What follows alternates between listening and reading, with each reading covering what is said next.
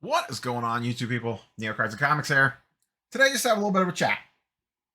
I spent the day pondering what to do with my redemption. And as I was driving around thinking about this, a lot of different thoughts kind of going through. Bowman 2023 is hot right now. I should just sell this thing as fast as possible.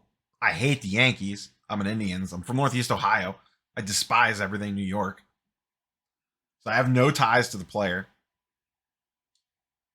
That's let's just call it $400 that I could take and spend on something that I really want to own. Take that money, use it as a national, buy something on eBay, buy a new comic book, buy a new card, whatever. Go somewhere for a weekend. Lots of stuff you can do with $400. And I was thinking about it. I'm like, just get rid of this thing. Why would I keep this? There's no real reason for me to keep this. And then after I pulled it last night, I'm like Googling around, like looking up his minor league stats and all this stuff, and I'm reading about him and finding out things about him and looking at his, like I said, looking at his numbers, and he's in high A already, and he's already off to a pretty good start, and he's 6'7", and Aaron Judge comparisons, and you start getting in your own head on this stuff.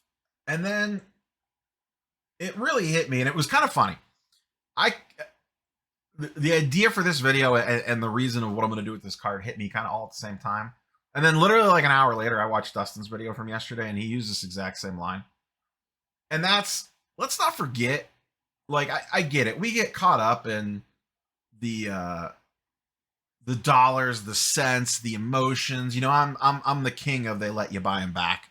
It's the channel quote. If there's one thing that I hope, or that I think that I will be known for well after I shut down the YouTube videos, someone somewhere one day, years from now, will be like, well, they let you buy them back. And be like, oh, really? Oh, I never thought about it like that. Where'd you hear that? Some dumb YouTuber back in the day used to spout it off all the time. And it made some sense, And if it was all about the money, that's the correct sentiment. And 9 times out of 10, I still follow that rule. But I think getting caught up, we get caught up in PWCC scandals and trimming and shill bidding and what's this company going to do? And oh my God, they forgot to do this and these idiots over here and fake content over here and pump and dump this and, all this nonsense sometimes. I think we ultimately forget that all this stuff here, yeah, sure, we might make money off of it. And the channel focus, I'd be a hypocrite to say that I'm not. The channel focuses more on the dollar cents side of the hobby, along with news and stuff like that. But let's not forget, boys and girls, this stuff is supposed to be fun.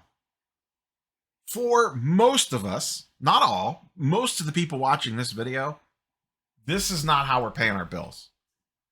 These Bowman blasters and grading and redemptions and stuff getting ready to send off to grading. This is, air quotes, a hobby. And I think we get wrapped up in all the nonsense sometimes. Once again, guilty as charged. And kind of forget that this is supposed to be fun. Yeah. The Julio Rodriguez Blue Sparkle Refractor. I pack pulled that in the mega box of all mega boxes in December. Got that, the short print Venezuela J-Rod, the Nolan Ryan J-Rod, and a bunch of other stuff out of that box. Absolutely crushed that box. And I decided to keep the blue Julio, even though I knew it was stupid to. I could have sold that card back then for $400 to $500. It's down to like $350 right now because he struggled to start the year. I could have sold it back then for $500. I could have bought it back today for $350. But you know what? It has been fun. Fun, I know.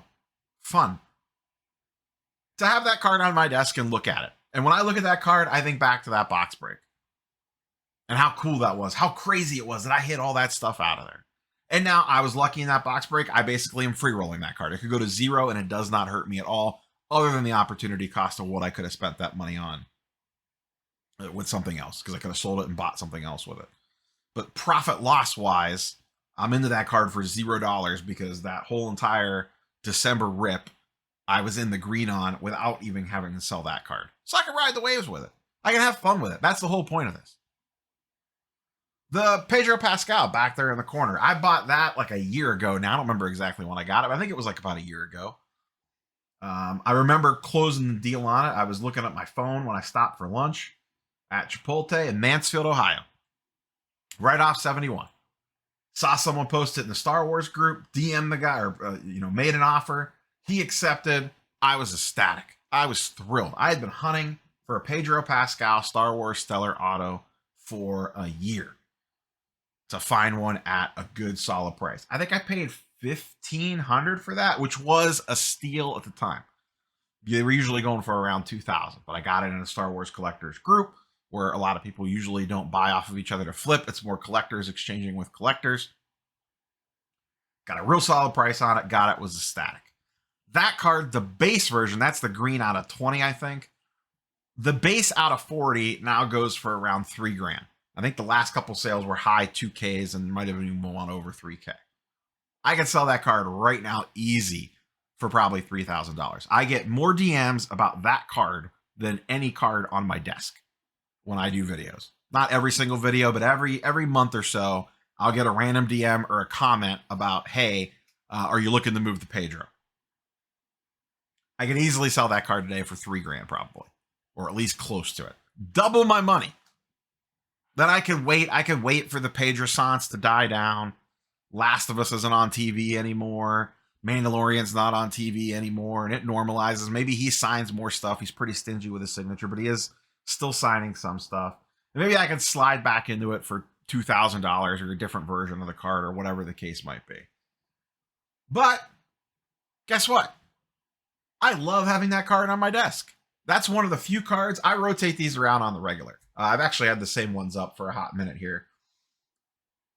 That's one of the few cards that never leaves.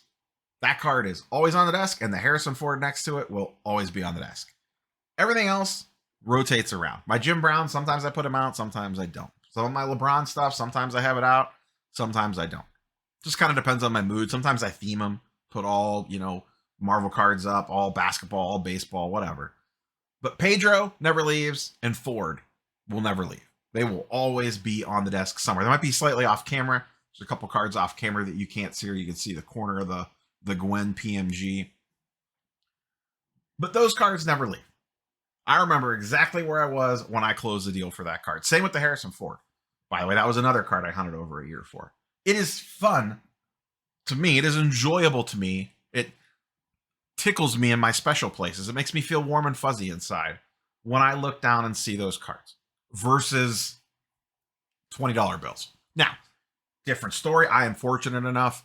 I don't need money to pay for day-to-day things. These are luxury items to me. That is a very long-winded story time of what I'm doing with the Spencer Jones redemption. I'm going to redeem it. You know why? Because it'll be fun. The anticipation of ripping the Bowman box was a blast. And, I hit this really cool card. That was a fun experience. If I sell it, it ends. Yeah, sure, I'll get the $400 and then I could go hunt for something else with that. But there's nothing I'm crazy for right now. X-Men 101 is probably the number one thing on my list. I could buy that tomorrow if I just wanted to run out and buy one. It's not a matter of the money. I just want to find the right deal on one, the right copy, the right version, the right grade. I'm very picky with it. But that's the next thing. That's probably the top thing on my list in terms of like something I want to buy for PC. But if I just throw this up on eBay or close a private deal with it, it's done, it's gone, the experience is over. If I redeem it, I still get to have fun with it. I still get to think about the pull, how I hit it, how it was really cool, the video that I did on it. And then, I get to submit it to Topps, and then I get to play the game of refreshing the website 3 times a day to see if there's been any movement on the redemption. If it was a Panini, I'll be honest, if this was a Panini redemption, I'd be selling the redemption as fast as humanly possible. The fact that it's Topps redemption, or the fact that it is a Topps redemption, is a big reason why I'm redeeming it, because I have faith that it'll actually get redeemed. But regardless, I now have the excitement, the anticipation of waiting for the redemption to be filled. Just like when you send the grading order off and you check the status bar of the pizza tracker every 5 minutes, even though they notify you when it moves through the stuff. But now I get to extend that experience. Then eventually one day I'm going to get shipping notification on it. I'm going to be like, yes, Spencer shipped. Hopefully the guy still has all his limbs attached and ligaments and everything like that, and he can still hit a baseball good. But it's going to pop, and then I'm going to get tracking notification. Then I mean, we all know, listen, I'm not the only one that checks FedEx, UPS, and USPS tracking 17 times a day like it's freaking the radar station set up to track Santa on Christmas Eve. I know what's in the box, and I check tracking 75 times on something I'm excited to get in the mail. Because then it'll be, what does the card look like? It's a redemption. We don't know what the card looks like. What does the image look like? How's my auto going to be? Is it going to be clean? Is the card going to be centered? Is it going to have scratches, dents, roller marks? All these things are great unknowns. And it's exciting. And guess what? It'll be fun. I get the card back. I'll get to open it up. I'll get to check it out. I'll have that like reopening experience all over again with it. Get that little endorphin rush, little tickle in the special spots like we talked about earlier. And then if it looks decent, I can keep it going. We could send that bad boy off to get slabbed up.